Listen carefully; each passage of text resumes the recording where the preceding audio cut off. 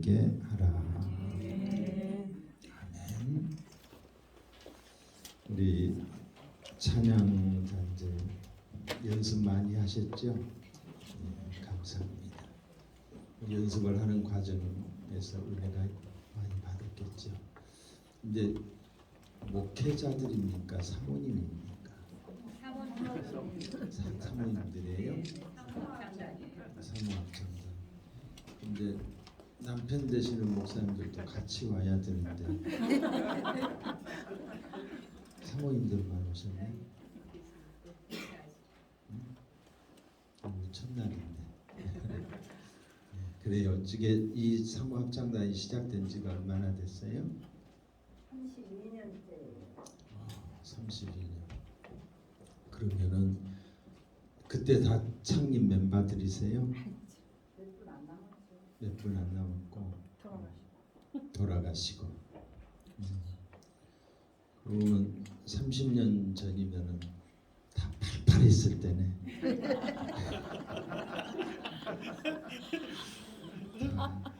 세월 앞에 이렇게 이제 30년 전 벌써 지금 60이면 30대, 지금 70이면 40대 펄펄 날아다닐 때였는데 시간 앞에 장사 없지. 오늘 저는 기도 제목을 좀 나눌까 합니다. 그저께 저희 교회에서 그 원로 목사 초청 그 잔치가 있었어요. 그때 제가 드렸던 말씀을 조금 다르게 해서 나누면서 오늘 우리 한국 교회의 실상을 보면서 기도 제목으로 좀 삼았으면 좋겠다 그런 생각입니다.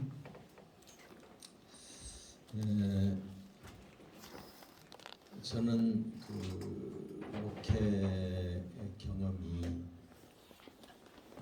부교육자 생활도 했고 또 농촌 목회도 제가 해봤어요. 농촌에 들어가서 개척을 해서 헌당을 하고 이곳 대전으로 내려왔으니까 농촌 목회도 해봤고 또 이곳에 와가지고 제가 천막 치고 그리고 지하실로 갔다가 3층으로 갔다가 그 교회를 2번 건축하고 그래서 제가 이 농촌교회에서 목회하시는 목사님들의 마음을 누구보다도 잘 압니다. 저는 그 농촌교회가 전혀 예수 믿지 않는 사람 99%가 예수 믿지 않았으니까 그곳에 가서 목회를 했고 또 지하실에서 물도 많이 편해봤고 천막 치고 시작할 때 이제 결빙이 생기니까 아침에 교회 나오면 막 바닥에가 물이 흥건히 고여 있고 그런 것도 경험했고 또 이제 3층에서 그 건물에다 십자가도 못 달게 하고 그래서 3층에서 이렇게 배틀했던 그런 경험이 있습니다. 그래서 여러분 심정을 제가 다 압니다. 다 겪어봤기 때문에. 오늘 이 시간에는 복음의 생태계라고 하는 제목으로서 제가 말씀을 좀 드리고자 합니다. 우리나라가 좋은 나라예요, 안 좋은 나라예요? 좋은 나라예요. 살기 좋은 나라지요? 네. 살기 좋은. 우리나라가 위험한 나라에 위험하지 않는 나라. 위험한 나라입니다. 위험하지 않는. 위험하기 짝이 없죠. 저 북한에서는 핵을 가지고 우리를 뭐 겁을 주고 있고 또 양쪽에 1, 2 하는 2, 3위 하는 일본이라는 나라와 또 중국이라는 나라 멀리 있는 사람들이 우리를 힘들게 하지 않습니다. 가까이 있는 사람들이 어느 순간에 우리의 적이 될 수도 있고 우리를 어렵게 할 수도 있죠. 항상 우리가 우리의 국력이 약하면은 당할 수밖에 없는 거예요. 당할 수밖에. 왜 우리가 전쟁 준비를 해야 되고 또 신무기를 개발을 해야 되고 국력을 키워야 되느냐? 전쟁을 하기 위해서가 아니고 우리의 평화를 지키기 위해서. 우리가 약하면은 짓밟힘을 당할 수밖에 없겠죠. 우리나라가 잘 사는 나라예요. 세계 어디를 가봐도 우리나라 같은 나라가 없어요. 첫째로 교통망이 사통팔방, 얼마나 교통망이 거미줄처럼 얽혀 있는지 몰라요. 여러분 요즘은 시골에 가도 농로도 이렇게 포장이 안 돼 있는 데가 없어요. 다 포장이 돼 있고, 여러분들이 이제 여행을 가시다 보면은 뭐 유럽이라든가 뭐 미국도 마찬가지로 이렇게 고속도로를 달리는데 우리나라 같이 고속도로에 휴게실이 그렇게 잘 돼 있고 또 화장실이 잘 돼 있고 그런다는 세계에서 우리나라밖에 없습니다. 교통망이 첫째 잘 돼 있고 두 번째로는 서비스망이 우리나라가 잘 돼 있어요. 그렇죠? 얼마나 잘 돼. 뭐 차가 그냥 앵꼬가 됐다, 기름이 떨어졌다, 차가 가다가 섰다, 전화하면은 20분 이내에 다 옵니다. 어디에 있든지. 그렇죠? 그리고 가전제품이 뭐 고장 난다 하면 금방 딸같이 달려와서 고쳐주고. 그리고 요즘에 보면은 뭐 로켓, 뭐 택배, 쿠팡인가 뭔가. 세상에 이런 나라가 어디 있어요? 이런 나라가 없습니다. 또 한 가지는 통신망이에요. 통신망이 얼마나 잘 돼 있는지, 그죠? 저는 미국이 이 세계 최고의 선진국이라고 하지만은 그것은 할 수가 없어요. 땅이 너무 넓으니까. 우리나라는 땅이 좁으면서도 밀집해서 이렇게 살고 있기 때문에 인터넷망이 즉각 터지잖아요. 약간 우리나라 같은 나라가 없습니다. 또 한편으로는 우리나라는 치안망이 잘 돼 있어요. 그렇죠? 경찰들이. 경찰의 역할을 잘 못하는 부분이 없잖아 있지만은 참 치안망이 너무너무 잘 돼 있다는 사실이죠. 그런데 문제가 있습니다. 어떤 문제가 있느냐? 자연의 생태계가 무너지고 있다는 사실이에요. 자연의 생태계가 오염되거나 파손되게 되면은 생명체가 살 수가 없죠. 생명체가 살 수 없습니다. 또 그로 인해서 이런 기상이변들이 많이 일어나죠. 그러니까 요즘에 일어나는 기상이변들이 이런 어떤 생태계 파괴 때문에. 여러분 옛날에 저희들 어렸을 때만 해도 참 많이 있었던 걸 지금은 많이 없어졌어요. 지금 옛날에 뭐 여기 우리 목사님들 다 기억하시겠지만은 학교 가게 되면은 이런 걸 해가지고 송충이를 잡으러 다녔어요. 송충이가 이만뜨는 것, 송충이 시커먼 것들, 막 소나무에 송충이가 가득했잖아. 근데 지금은 송충이가 없어요. 그렇죠? 개적산에도 몇 년 전까지만 해도 이때쯤 되면 이제 조금 이제 초봄이 돼가지고 싹이 나올 때쯤 되면은 그 파란 풀벌레가 엄청 많았거든요. 이렇게 다니는 거예요. 지금은 없어요. 지금 생태계가 지금쯤 이제 꽃이 이렇게 피었잖아요. 벚꽃이 피었고 그러면은 꽃핀 그 나무 밑에 가면은 우 소리가 들렸어. 뭔 소리? 벌소리. 근데 지금 벌소리가 없어. 찾아오려고 해도 벌이 없어요.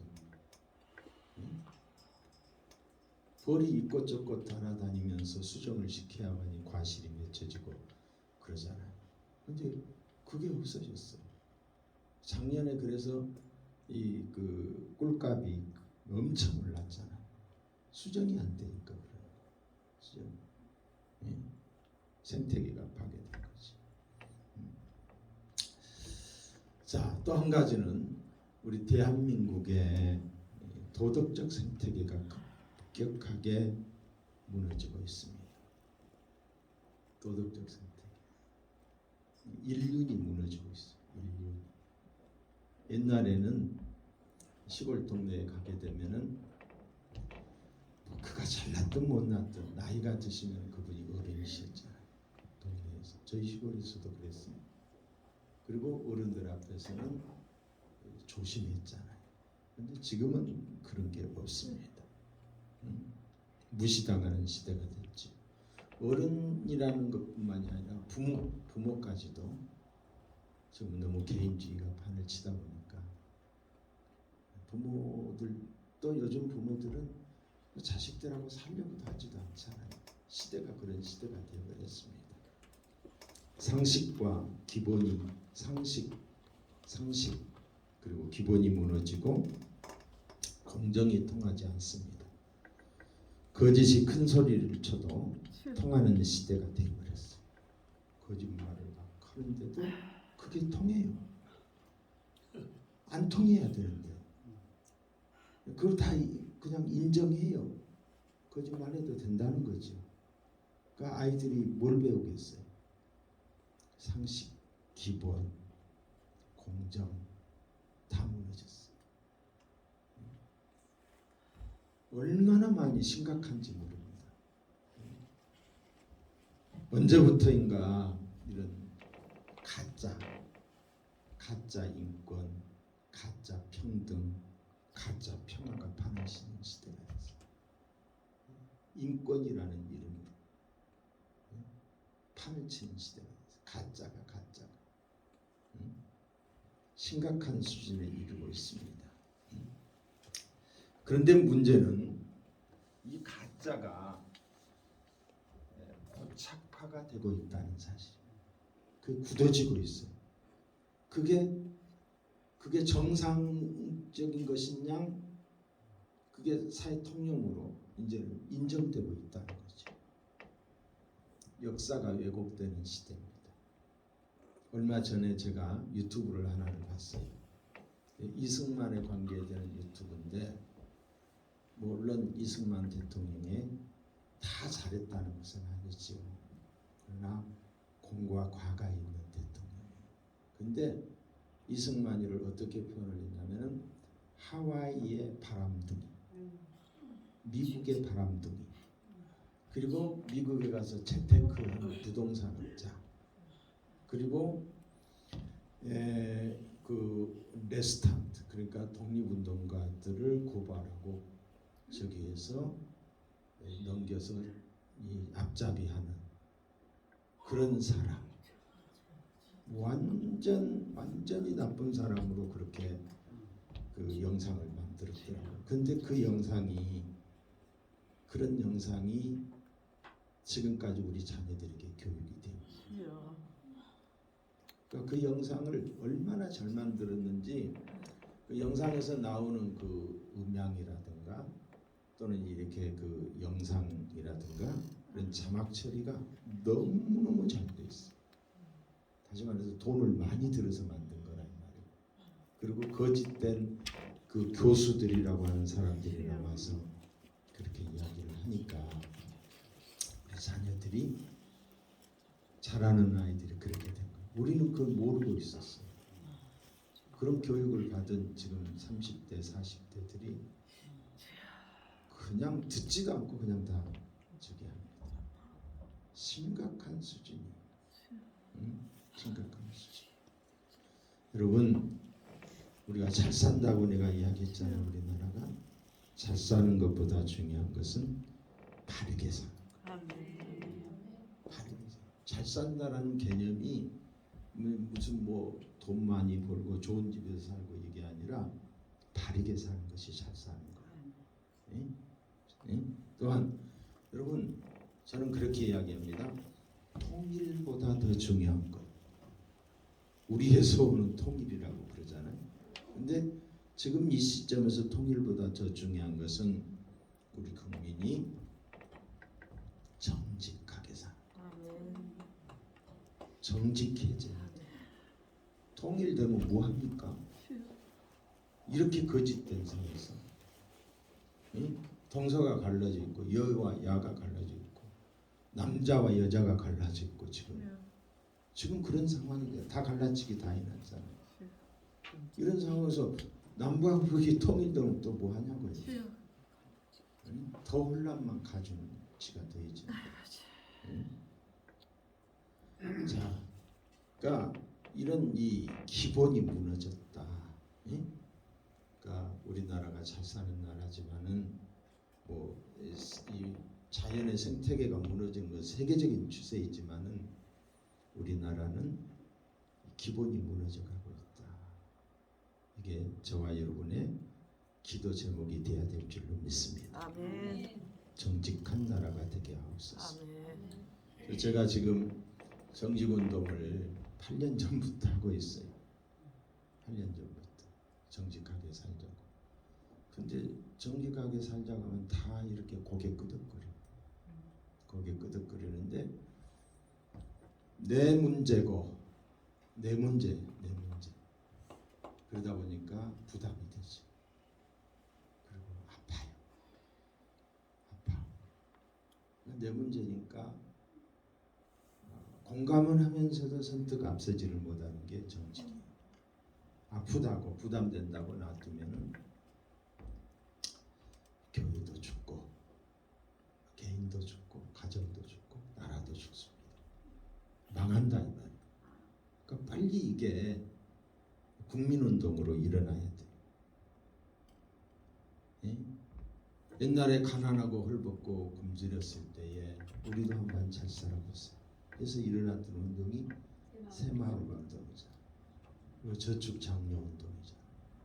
옛날에는 저축 많이 하면 막 시상도 하고 그랬잖아. 이런 식으로 이제 바르게 살기 운동, 정직하게 살기 운동이 우리나라에 일어나지 않으면은 아무리 지금보다도 뭐 10배가 더 잘 산다 할지라도 우리나라는 절대로 행복하지 않아요. 왜 그럴까요? 서로 불신하기 때문에. 불신하다 보면 불안하고, 불안하다 보면은 어때요? 불행한 거죠. 불행한 거. 그래서 빠른 시일 내에 이 도덕성 회복 운동. 만약에 그 어떤 사람이 대통령이 됐으면은 우리나라는 끝장났습니다. 여절났습니다. 그렇게 국민을 거짓말을 하고 뻔뻔스럽고. 근데 다행스러운 것은 지금 정권의 윤 대통령이 바른 사람이라고 생각해요. 털어도 털 것이 없으니까 이건인가요? 김건희인가요? 그분의 그 결혼 전에 있었던 걸 가지고 그렇게 이야기를 하잖아요. 근데 만약에 그 윤 대통령이 뭐 검사 시절이라든가 그 이전이라든가 아니면 자기 가문이라든가 이런 데서 뭐 조금이라도 있었으면은 난리가 났을까요? 근데 그런 게 전혀 없어요. 전혀 없어요. 그렇기 때문에 이분이 하면 가능하다. 다른 사람들이 이 정직운동을 펼치다면 지도 정직하지 않는 게 뭐 그러냐 이렇게 할 텐데 이분은 그런 게 없어요. 이 운동이 국민운동으로 꼭 펼쳐졌으면 좋겠다고 하는 것이 제 개인적인 생각이고 여러분들에게 기도를 부탁을 합니다.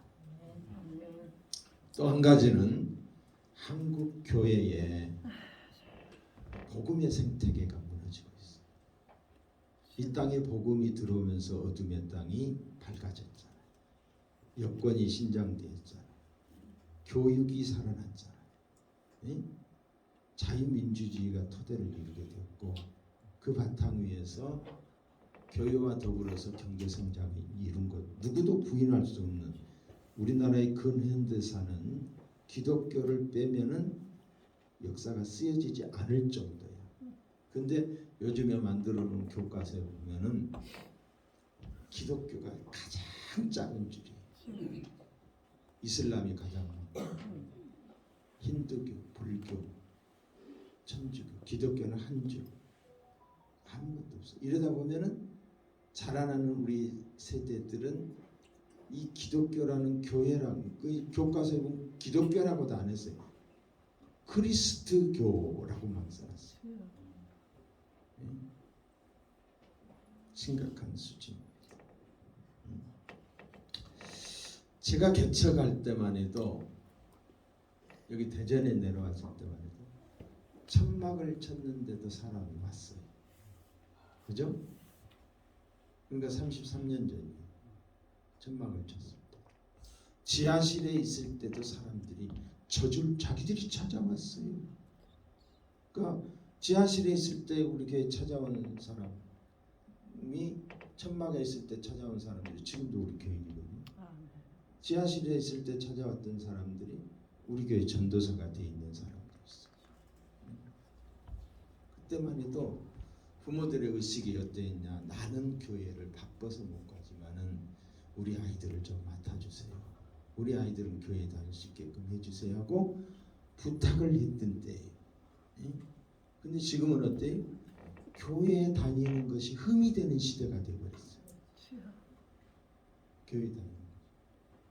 애들이 그런다고 그러죠. 너 아직도 시대가 어떤 시대인데 네가 교회 다니냐?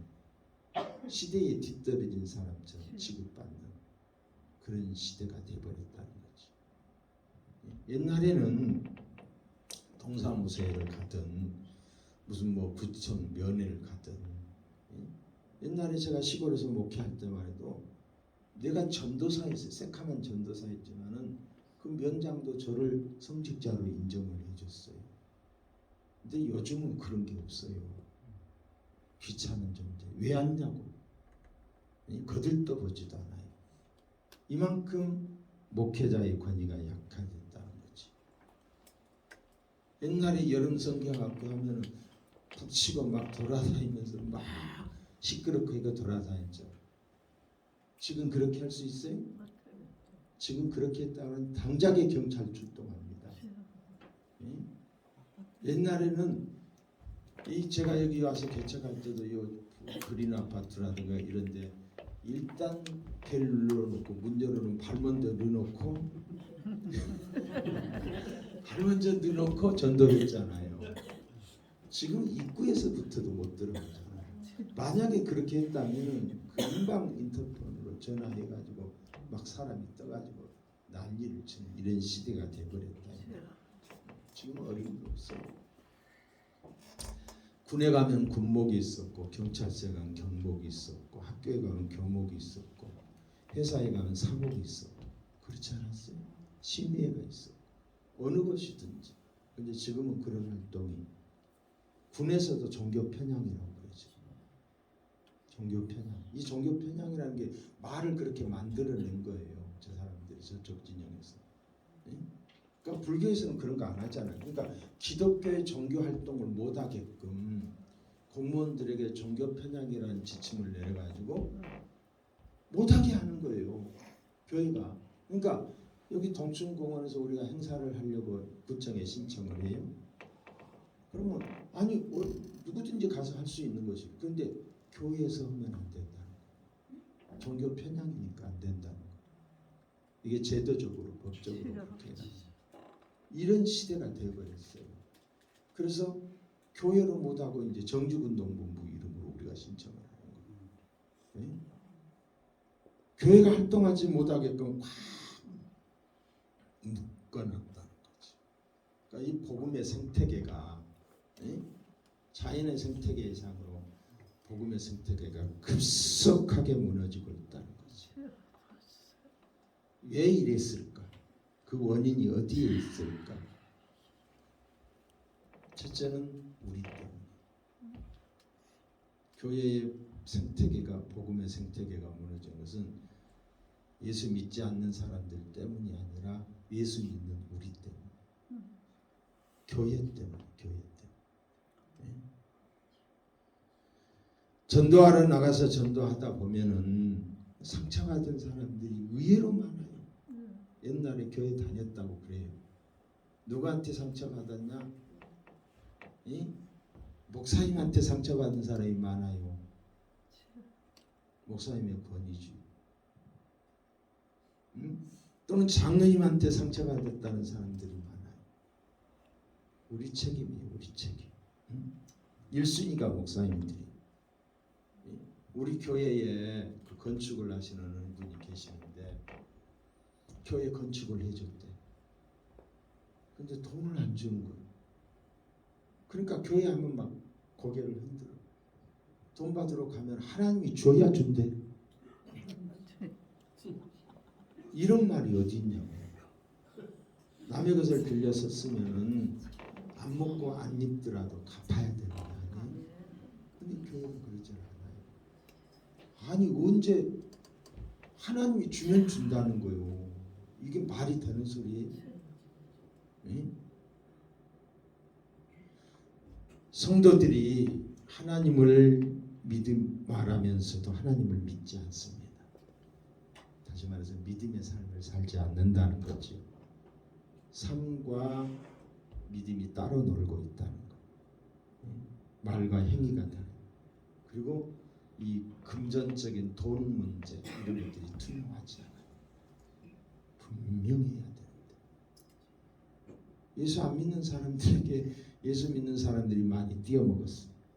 여러분 순교자 사르르 쿠프라고 하는 사람이 이런 말을 했어요. 하나님을 믿는 그 사하라 불꽃이라고 하는 책을 쓴 선교사예요. 순교자가 쓴 그 책에 보면은 하나님을 믿는 그리스도인에게 있어서 가장 어려운 것이 있다면 무엇일까? 뭐라고 생각하세요? 하나님을 믿는 사람에게 있어서 가장 어려움이 있다면 무엇일까? 하나님을 믿는 그리스도인에게 가장 어려운 것은 하나님을 믿는 것이다. 하나님 살아계신다고 하면서도 하나님 안 살아계신 것처럼 살고 있다는 거죠. 하나님이 두 눈 벌겋게 뜨고 보고 있는데도 하나님은 안 본다라고 생각해요. 하나님이 듣고 계시는데도 하나님 다 듣고 계시잖아요. 우리와 함께 하시잖아요. 그걸 전혀 의식하지 않고 산다는 거예요. 믿는다고 말은 하지만은 믿지 않는 사람처럼 산다는 거예요.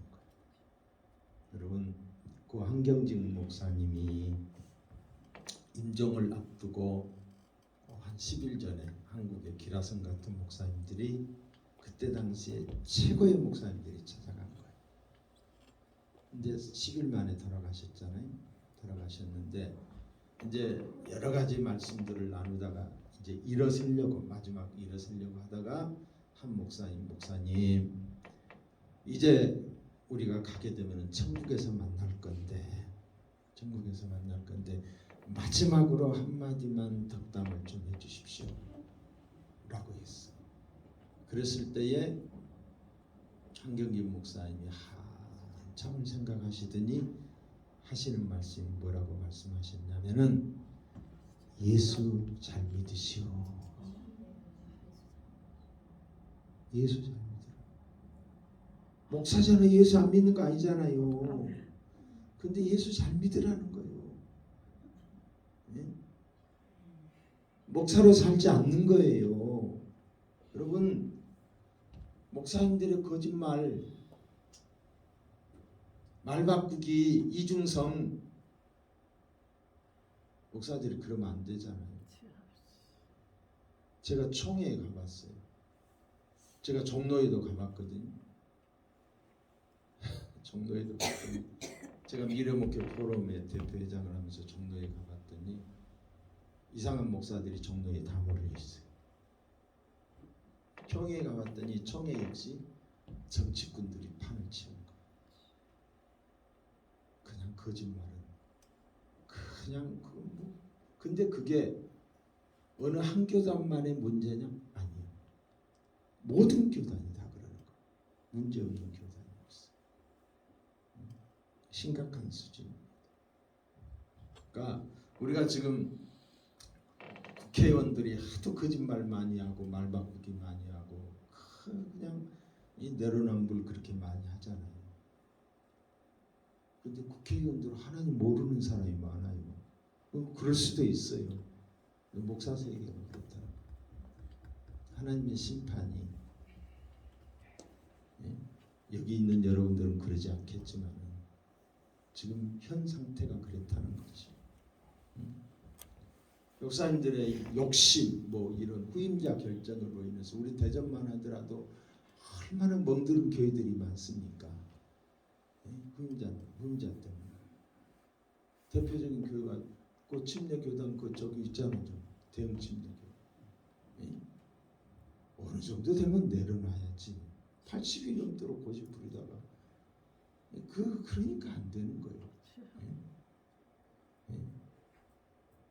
그리고 무슨 뭐 총회장이니 노회장이니 이런 명예욕들 이런 것들, 그리고 한국 교회 하나 되지 못함, 이거는 안 돼요. 진짜 안 돼요. 아주 사탄의 강력한 진이어가지고 이게 무너지질 않아요. 왜? 자기가 대장들을 하려고 하다 보니까. 하나됨을 힘써 지키라고 주께서 말씀하셨는데 이런 것들이 통하지 않는다는 거지. 목사님들의 또한 이 인본주의, 여기 내가 평신도들이라면 이런 설교 안 해요. 목사님들의 인본주의, 하나님을 두려워하는 것이 아니라 사람을 두려워하고 사람을 기쁘게 하고 하나님을 기쁘게 하지 않는 인본주의. 언제 그게 드러났어요? 코로나 상황에서 여실히 드러났어요. 코로나 상황에서 하나님과의 초월적 관계인 예배보다는 사람과의 관계를 의식했고 사람들을 두려워했어요. 사람들.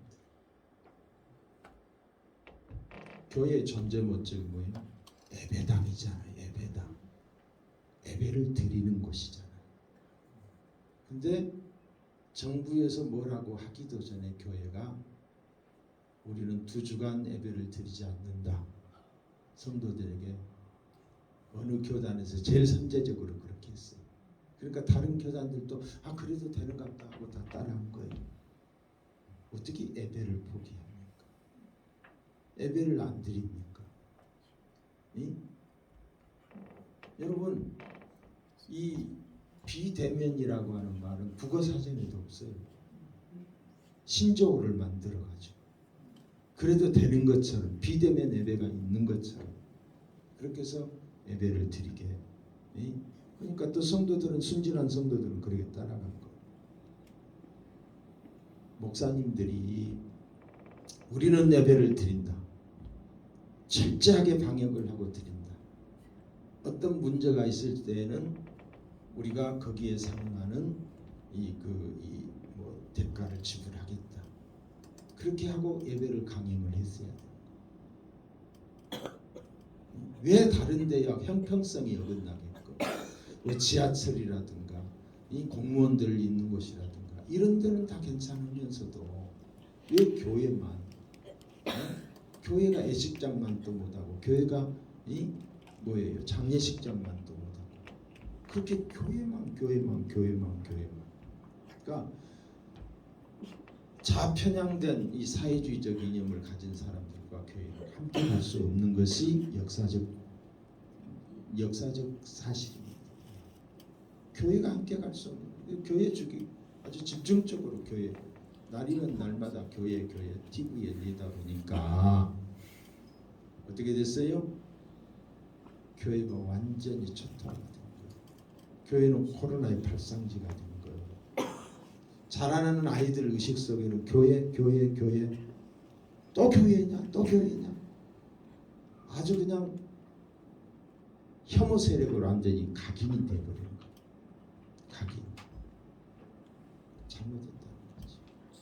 예배는 포기하지 말았어야 되는 거지. 여러분, 불교가 그 코로나 상황에서 정청래라고 하는 그 국회의원이 불교에서 입장료 내는 것을 국립공원 들어가면서 입장료 받는 것을 보미 김선달이라고 했어요. 그 말 한마디 했다가 얼마나 들고 일어났습니까? 스님들이. 그러니까 그 정청래뿐만이 아니고 그때 당시 여당 의원들이 가가지고 다 사과했잖아. 사과했어. 그런데 교회는 가만히 있어요. 교회는 어느 정도까지 해도 가만히 있느냐? 교회를 폐쇄 명령을 했는데도 가만히 있어. 옛날에 이 교회는 치유법권 지역이에요. 명동성당에 50 때도 군사정권 당시에도 이 거리 숨어 들어가게 되면은 공권력이 거기 못 들어왔어요. 근데 이번에 코로나 상황에서 그냥 이 공무원들이 교회 와서 감시하고 공무원들이 사진 찍고 경찰들이 오고 이게 말이 되는 소리냐고. 말이 안 되는 소리인데 교회가 침묵했다니까요. 예? 있을 수 없는 문제잖아요. 왜 그랬을까요? 사람을 의식했기 때문에. 사람. 분명한 사실은 한교총이나 당시의 교회 연합체의 그 장들이 정말 잘못했습니다. 정말 잘못했어요. 가서 그냥 이 청와대에 가서 식사하고 나오면서 무슨 뭐 그 어느 교단장은 내가 그 사람 그 유튜브를 봤어요. 그 갔다 나와서 하는 이야기 아주 유익했고 유쾌했다. 미친 인간인지 아주 다른 소리 한마디 못하고 유쾌하고 유익했다. 이게 말이 되는 소리냐고요. 예배를 못 드리는데. 그러니까 우리가 예배를 강행하게 되면은 믿지 않는 사람들이 교회 저거 아주 나쁜 인간들이다.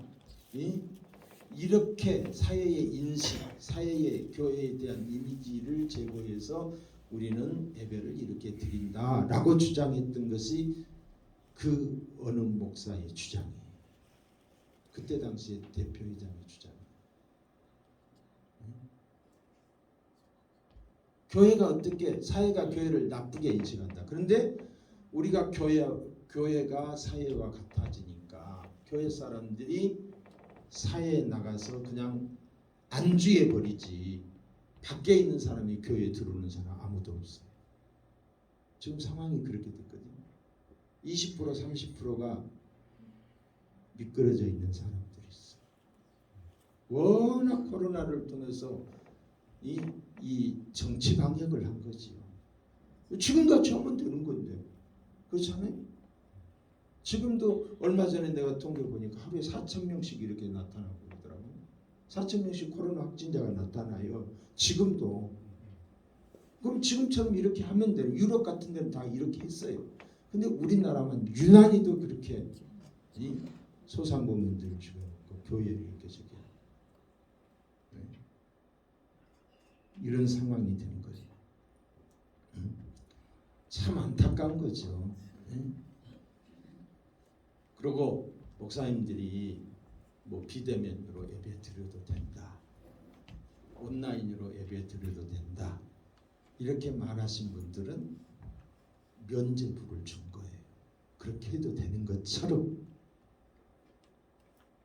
그러니까 끝났잖아요. 코로나 상황이 끝났는데 이제 집사들이나 성도들이 등산 가가지고 낚시 가가지고 목사님이 왜 교회에 안 왔어요? 아 목사님 나 비대면으로 예배 드렸습니다. 할 말이 없는 거. 예, 그래도 된다고 말했기 때문에 그것이 예배인 것처럼 했기 때문에. 그게 여러분 집에서 TV 앞에서 예배 드리다 전화 오면 전화 받고 그게 예배입니까? 마음 자세가 달라. 우리 교회에서 금요 심야 기도 때 이런 그 좋은 강사들을 우리가 다 모셔올 수는 없으니까 뭐 CTS나 CBS에서는 강사들 있잖아요. 그런 걸 이렇게 좀 틀어줬어요. 틀어줬더니 설교를 해달래. 나보고 설교를 해달래. 내가 볼 때는 그것도 은혜가 될 것 같은데 왜 은혜가 안 되나? 그래서 내가 느낀 게 그건 뭐냐면은 그렇구나. 아무리 또 영상은 영상이구나. 영상은 영상. 하나님 앞에 우리가 왜 돈 많이 내고 꼭 경기장에 가서 봐야 됩니까? TV로 보면 될 걸. 예? 왜 우리가 꼭 음악회에 가서 그 현장에 있어야 돼? 그 느낌이 달라. 이 감이 다르니까 감. 이거 뭐 여기 이번에 보니까 이 감이라고 그랬대. 감이 달라요, 감이. 그래서 그렇게 하는 거죠. 예? 예. 목사님들의 인본주의가 요즘 젊은 목사님들 젊지도 않아요. 우리 나보다 한 그 목사는 지금 한 3살 정도 밑에 있는 목사고 또 한 사람은 뭐 감리교 감독이라고 그러는데 이런 사람들이 국민일보의 신문에 나왔어요. 뭐라고 나왔냐면은 자기 교회다 잿더리를 다 해놓는데 이건 뭐예요? 교회 와서 담배 피라는 시간. 담배 피는 사람이 교회에 머무는 시간이 얼마나 돼요? 그냥 왔다 그냥 가지요. 그런 사람들은.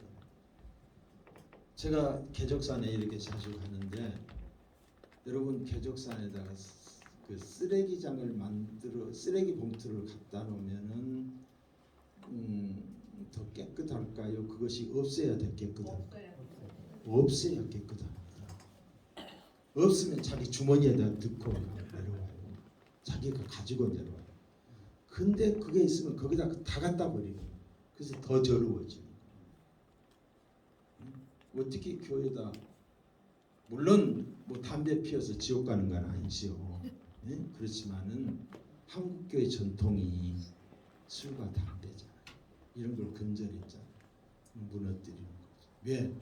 사람 편리하게 하기 위해서. 사람 비우맞히게 하기 위해서. 그러면 교회나 세상이나 쌤쌤이 되는 거죠. 또 어느 교회는 교회 안에다가 개 놀이방을 만들어 놨대요. 그 국민일보에 나왔어요. 네? 개 놀이방을 만들어 그렇게 했다고 또 그걸 자랑스럽게 국민일보에 낸 거예요. 요즘은 개들을 자기 새끼처럼 저기 하기 때문에 나도 말 조심해야 돼요. 말 함부로 했다가는 개 좋아하는 사람들이 그냥 난리치는 거예요. 막 자기 새끼처럼 저기 하니까. 어쨌든 그렇다 치더라도 교회 와서 이 예배 드리는데 개 놀이방에다 맡겨놨다가 찾아간다? 모르겠어요. 그래도 되는 건지.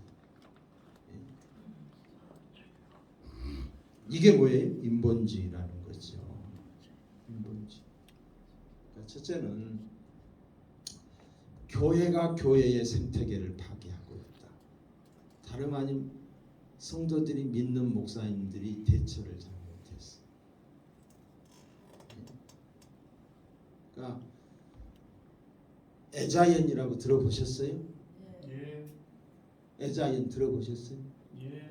아니 그건 아니고 에자연 들어보셨어요? 에자연 들어보지도 못했어. 앱의 자유 회복을 위한 시민연대 에자연. 그래서 이 에자연만 싸웠어요. 에자연에 소속된 교회들이 한 500개 교회돼요. 네? 거기에 이제 제가 실행위원장을 했었거든요. 우리 교회에서 그 에자연이 시작이 됐어요. 2번 여기서 모이고 새로운 하면서 한번 모이면서 시작이 됐어요. 그러니까 주도적으로 활동했던 사람들이 이제 손현보 목사님하고 저하고, 네? 또 서울의 뭐 심하보 목사라든가 이런 사람들이 같이 활동했어요. 이것마저 없었다고 한다면은 일제 강점기 시절에 주기철 목사님이 이 신사 참배하지 않아서 그것이 오늘의 우리의 자존심이 되고 한국교회 자랑이 됐듯이 이 코로나 상황에서 에자인마저 없었다고 한다면 통째로 갖다 바쳤어요. 통째로. 그래서 우리가 지금 헌법 소원을 3건을 내놓고 또 행정소송은 수도 없이 많고 또 가처분 신청을 했던 것들이 우리 대전에도 지금 2심까지 져 있어요. 이제 대법원에 올라가요. 모든 도시마다. 그 돈이 어디서 나와요? 변호사비 다 떼야 합니다. 그런데 다행스러운 것은 변호사들이 실비만 받고 그렇게 한 사람들이, 의식 있는 사람들이 있어서 그렇게 싸워왔어요. 안타까운 것이 선한 싸움을 싸우라고 했어요? 안 싸우라고 했어요? 싸우라고 했죠. 우리가 베풀 거는 베푸지만은 하나님의 영광에 도전을 하는 것들에 대해서는 목숨 걸고 싸워야 돼요. 근데 한국 교회가 예배를 너무 쉽게, 큰 죄입니다. 우리가 회개하셔야 돼요. 회개하셔야 돼요. 근데 그렇게 했던 교회들, 특별히 서울 쪽에 있는 교회들은 20% 30% 극감을 했어요. 극감을. 대전도 뭐 그런 교회들이 있으리라고, 많이 있으리라고 생각해요. 근데 우리 교회는 그렇게 많이 안 나오진 않아요. 원래 신앙이 없었던 사람들이 옳다 좋다 하고 그냥 주저앉았다가 안 나오는 사람들이 있지. 몇 가지는 되지 않아요, 저희 교회 같은 경우. 자, 두 번째로는 교육의 부재라고 생각합니다. 교육의 부재. 어떤 교육? 이런 이념 교육이라든가 기독교와 공산주의는 같이 갈 수가 없는 것. 또 하나는 인권 교육이라든가 역사 교육이라든가 이런 것들에 대한 교육이 안 돼 있어요. 여러분, 교육이 얼마나 무서운 것인지 모릅니다. 교육을 통해서 잘못 인식되고 잘못된 가르침을 받게 되면은 잘못된 세계관을 가지고 살아갑니다. 그리고 그게 쉽게 바뀌지 않습니다. 쉽게 바뀌지 않아요. 그동안 잘못된 교육이 정교조를 중심으로 해서 진행되어 왔어요. 그러니까 학생들이 어렸을 때에 멋있게 보여지는 선생들 있잖아요. 시간마다 그 말을 하는 게 아니라 이따금 한 번씩 던지는 이야기들이 얘들의 의식 속에서 확 뺏긴 거예요. 뭐가?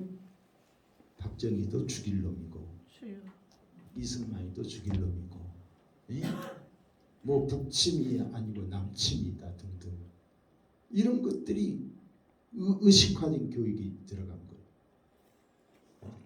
잘못된 교육을 했다는 거지.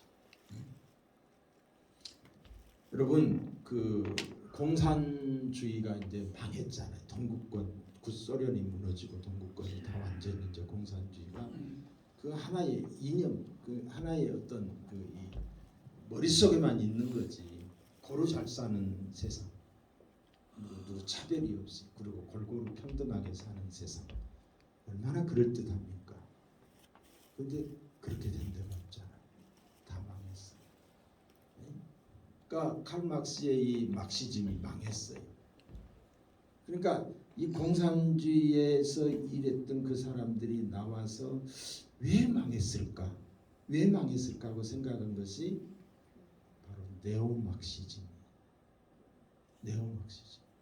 그러니까 미국의 프랑크푸르트 학파라고 하는 그 학파에 있는 그 학자들이 모여가지고 다시 연구를 하게 된 건데 그게 문화 막시즘, 네오막시즘으로 바뀐 거예요. 그 중에 한 사람이 누구냐면 안토니오 그람시라고 하는 사람이 진지전을 이야기하고 기동전을 이야기했어요.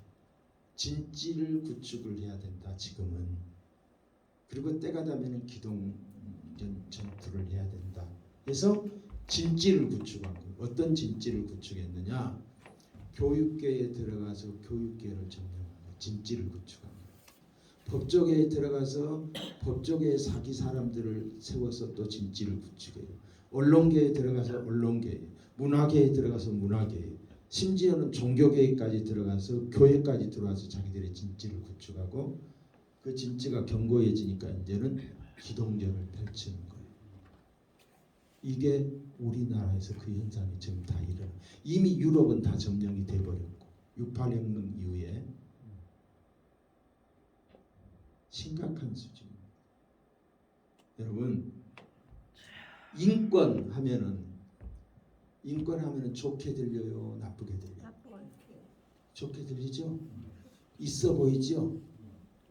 뭔가 있어 보이고 좋게 보이잖아요. 평등은 어때요? 평등도 아주 좋게 보이잖아요.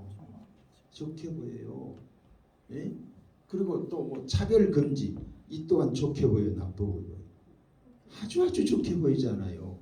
아니, 차별 금지하자는데 뭐 그렇게 말이 많냐? 평등 세상 만든다는데 뭐 그렇게 말이 많냐? 인권이 존중돼야 되는데 뭐 그렇게 말이 많냐? 사람들이 그 언어의 프레임에 다 속는 거예요. 그런데 이 인권을 말하면서 소수자의 인권을 이야기하면서 다수자의 인권을 침해하는 거예요. 선생님과 학생의 인권을 이야기하면서 선생님과 학생을 갈라치게 하는 거예요. 남자와 여자의 인권을 이야기하면서 페미니즘, 남자와 여자를 갈등하게 만드는 거예요. 그러니까 여러분, 인권이라 하면은 하나님이 주신 천부적 인권이 있어요. 그리고 보편적인 인권이 있거든요. 서로 우리가 지키고 살아야 될 부모와 자식 간에 또는 부부 간에 이런 여러 가지 다른 이런 보편적인 인권이 있잖아요. 근데 저들이 가르친 인권은, 지금까지 저들이 가르친 인권은 어떤 인권이었느냐? 저들이 가르친 인권은 상대적 인권이 있고 자의적 인권이 있어요. 자의적 인권. 상대적 인권이라 하면은 이 사람의 관계를 이 인권이라는 이유로 갈라치기를 한다. 학생 인권 조례, 노동자 인권 조례. 근데 선생 인권 조례는 없어요. 학생만 인권이 인정되는 거예요. 학생이 이 권리와 의무만 주장하지 책임과 의무는 가르치지 않아요. 그러니까 애들이 지멋대로가 되는 거예요. 선생이 학생을 어떻게 할 수가 없는 거예요. 지금 우리 교육의 현실이 그렇게 돼버렸잖아요. 여러분, 요즘 남자들이 쪽을 못 씁니다. 젊은 아이들이. 여자들이 뭐 페미니즘이 뭐예요? 여성 우월주의라는 거죠. 여성 우월주의. 누가 여성을 우리가 막 그렇게 옛날에 그런 뭐 봉건주의나 아니면 전제주의 그런 국가에 우리나라 조선시대처럼 그렇게 하지 않잖아요. 근데 여자들이 그냥, 그래서 나는 이 여자들도 저들 같이 평등하다고 하면 여자들 다 군대 보내야 된다고 생각해요. 다 군대 보내야 돼. 권리만 주장하지. 그래서 지금 심각한 수준에 있습니다. 갈라치기를 하는 거예요. 그래서 이 노동자와 사주를 갈라치게 하게 되고 그런 것들이 너무 많잖아요. 이 성소수자와 우리가 언제 성소수자를 저기 했어요? 이번에 국가인권위원회에 왜 언론 보도 준칙을 국가위원회에서 저기해서 동성애나 이런 집회라든가 이런 것들, 동성애에 대한 사회적 폐단 이런 것들을 여러분 신문이나 기사에 한 줄이라도 실어진 데 봤어요? 한 줄도 안 싣습니다. 왜 안 실은지 아세요? 언론 보도 준칙을 만들어 가지고 못하게 해놓은 거예요. 아주 못을 박아놓은 거예요. 그러니까 기자들이 그런 걸 글을 썼다가는 불이익을 당하니까 아예 쓰지도 않는 거예요. 이런 악법들을 만들어놨어요. 심각한 수준이죠. 그럼 자의적 인권은 뭐냐? 자의적 인권은 내 마음대로예요. 내 마음대로. 내 자유를 인권이라고 주장하는 거예요. 내가 자유가 있다고 하는 건 책임이 있어야 되잖아요. 근데 내가 하고 싶은 거 하는데 무슨 소리냐? 이건 내 자유다. 이건 내 인권으로 둔갑을 한다니까요. 그러니까 행복 추구권. 나는 내 행복 추구권을 위해서 나 아이 안 낳을 거야. 아이 낙태시킬 거야. 낙태권. 지 마음대로. 이거 말이 되는 소리? 지가 나는 남자야. 나는 여자야. 내가 남자인데 나는 여자야. 하면은 지가 그렇게 하니까 그걸 인정해 주자는 거예요. 말이 돼요? 안 돼요. 예? 내가 남자잖아요. 내가 남자잖아. 근데 내가 여탕에 들어갔어. 사람들이 뭐라고 해요? 그럼 나 여잔데 이걸 인정해 주자는 거예요. 근데 이게 대법원 판결이 얼마 전에 났잖아요.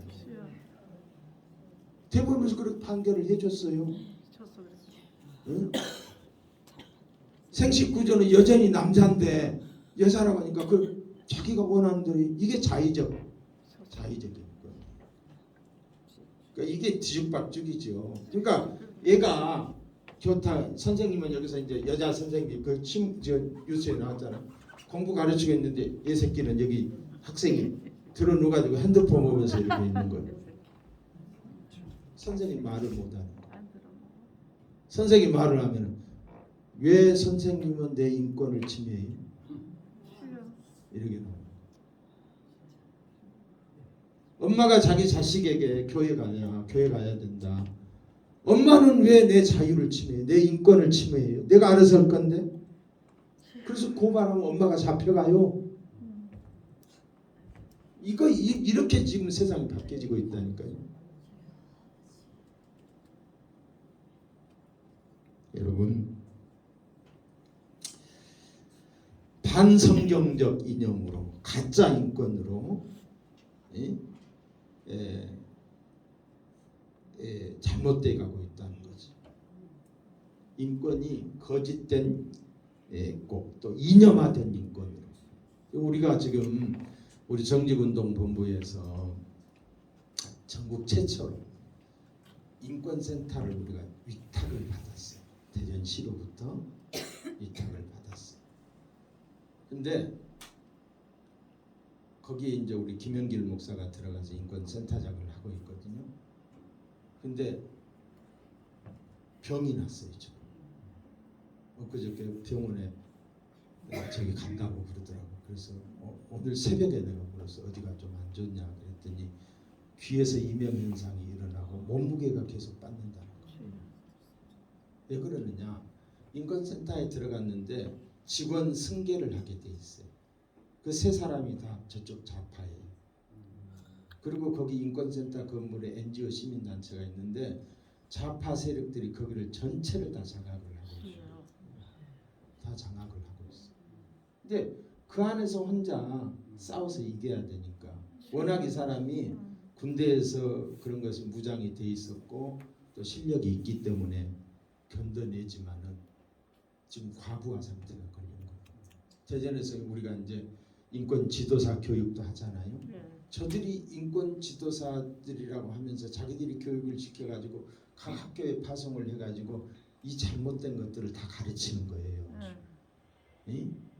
자의적 인권이라든가 아니면은 이런 상대적 인권을 가르치는 거예요. 그래서 그거 가르치라고 내보낼 수가 없잖아요. 그러니까 우리가 빨리 부랴부랴 해서라도 우리가 교육을 시켜서 학교에 내보내려고 가르치고 있는데 이 김영길 목사가 막 머리가 터져요. 머리가 터져. 그런데 병이 났다는 거예요. 그러면 우리가 그 이제 비상주로 돼 있어요. 센터장은 비상주로 돼 있기 때문에 월급이 안 나와요. 그래서 우리 정직운동부가 돈은 없고 겨우 50만 원씩 주는 거예요. 50만 원씩. 근데 거기에 지금 3명의 직원들은 어떻게 받느냐? 공무원과 똑같은 수준으로. 공무원과 똑같은 수준, 호봉수대로 그렇게 받는데 4대 보험 다 들어가지. 근데 권리는 있는데 책임과 의무가 없어요. 보고할 사항도 없어요. 하는 일도 없어요. 무슨 말이에요? 저쪽에 있는 사람들이 자기들의 세력화를 위해서 생계형 일자리를 너무너무 많이 만들어 놓은 거예요. 자기들 세력화를 위해서 국가 돈으로, 국가 세금으로 생계형 일자리를 만들어 놓은 거예요. 공무원들은 어떻게 들어가요? 죽도록 공부해가지고 시험 쳐서 들어가잖아요. 근데 이 인간들은 시험도 안 치고 들어가요. 들어가서 일자리 만들어 놓고 거기서 버티고 사는 거예요. 그러니까 그 일자리 떨어질까 봐 죽을 둥 살둥하고 일하는 거죠. 자기 사람들.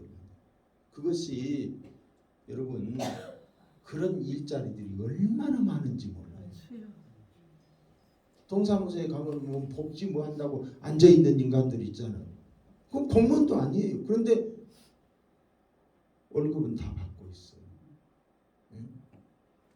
지금 현 상태가 그렇다는 거예요. 그러니까 이 박원순이가 이거에 대한 천재예요. 천재. 박원순이가 시민단체를 통해서 큰 기업에서 압력 넣어가지고 돈 뜯어쓰고 또 국가에다 사업 제안서 넣어가지고 또 돈 뜯어쓰고 이게 천재야. 그러니까 박원순이는 이제 그 서울을 우리가 파악을 해보니까 인권센터가 우리 대전 같은 경우는 하나잖아요. 근데 거기는 구마다 다 만들어놨어. 노동인권센터, 학생인권센터 이렇게 다 만들어놔가지고 거기다가 다 자기 사람들을 다 심어놓은 거예요. 박원순이가 괜히 죽은 게 아니에요. 주여. 누군가가 나는 죽였다고 생각합니다. 예. 가장 자기 당에서 경쟁력이 있는 사람이기 때문에 죽은 거예요. 우리 대덕구에 이 그 지난번에 구청장 했던 박청장이라고 있어요. 이분도 그 사람 밑에서 공부했던 사람이라 대덕구에 와가지고 이것저것 다 만들어놨어요. 뭐 청년 벙커도 만들어놨다는데, 뭐 지하에다 200평에다 만들. 어제 내가 보고 들었어요. 근데 가서 봤더니 이불 깔아놓고 잠자는 곳이 하는 일도 없어요. 시설만 잘 해놨지. 바로 이 앞에 여기 좀 있다 유광순대 보면 그 옆에 있는 무슨 뭐 구에서 만들어 놓은 게 바로 옆에 있어요. 그런 걸 왜 만들어 놓냐고요. 그냥 이 주민들 이런 뭐예요? 그 옛날 그 사랑방처럼 그런 걸 왜 만들었냐? 그럼 거기다 직원을 또 세 사람 세워놨어요. 그 세 사람 인건비가 어디서 나가요? 다 정부에서 나가요. 우리가 낸 세금으로 나가요. 한마디로 말해서 참 큰일입니다. 큰일. 내가 시간이 좀 지났기 때문에 끝내고요. 자, 여러분. 근데 이제 교회는 어떠냐? 교회들이 문제가 생기면은 가서 땜빵 처리나 하지. 쫓아다니면서 불 끄려고 하지. 전략이 없다는 거예요. 저들은 전략을 가지고 접근하는데 이렇게 그 누구의 이정훈 교수가 그 종자연에 있었잖아요. 종교자유연구소. 그 종교자유연구소는 기독교를 파괴시키기 위해서 만들어진 단체예요. 거기는 이 로드맵을 다 만들어 가지고 이렇게 하면 교회가 무너질 것이다 해서 그렇게 했던 거예요. 그래서 이 사학 그 대광고 사건이라든 이런 것들이 다 거기서 계획하에서 됐다고 그랬잖아요. 근데 교회는 그런 게 없어요. 교회는 그냥 총회장 하기 위해서 밥그릇 싸움이나 하지. 그런 게 전혀 대처한 게 없다. 그러니까 앉아서 당하는 거예요. 성경에도 보면은 전략으로 싸우라고 그래. 전략으로. 우리가 기도도 해야 되지만은 이런 것들이 한국 교회 내에 있어야 되고 인권 교육이라든가 어떤 이 우리 기독교 교회사 근현대사에 있었던 기독교의 영향력이라든가 이런 것들을 신학교의 커리큘럼에 들어가야 돼요. 커리큘럼에 들어가서 학교에서부터 무장이 돼야 되는데 교육자들도 틀리다니까요. 이러니까 지금 한국 교회가 얼마나 어려운지. 여러분, 제가 이런 말을 하는 것은 뭐 지적하기 위해서가 아니에요. 비판하기 위해서도 아니에요. 우리의 아픔이잖아요. 우리의 부족한 부분이잖아요. 기도 제목을 삼으라고 한 거예요. 기도 제목을 삼고 우리만이라도 정직하게 살아야 되고 말씀대로 살아야 되고 아멘. 두 눈을 불끈 뜨고 지켜봐야 돼. 가만히 앉아 있으면서 당하면 안 된다는 거지. 시간이 많이 됐네요. 기도합시다. 고마우신 우리 하나님 감사합니다. 오늘도 이렇게 좋은 모임 주셔서 감사합니다. 더 많은 사람들이 올 수 있도록 축복하시고 우리 모두가 기도하는 하나님의 자녀들이 되게 하옵소서. 예수님 이름으로 기도드립니다.